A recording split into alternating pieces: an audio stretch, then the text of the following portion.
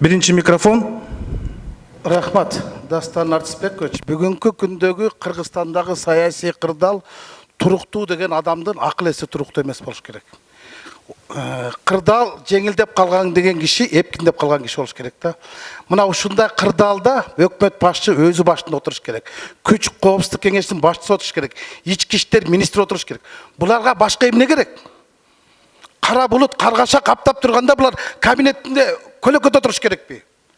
Анан элдин алдына чыгат дейсиздер. Чыкса кече чыкпайбы? Кече телевизорго чыкпайбы? Биз премьер-министрди таппай койдук го. Ички иштер министрин таппай койдук го Курсан Асановдон башкасын. Кайда жүрдү эле? Ошол кезде чыгып айтса болот беле?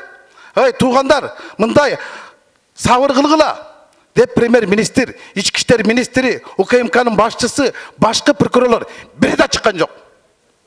Башын катып жатышты. Бүгүн бияка келишти. Анан азыр буларды жөнөтөрөйүк дейт.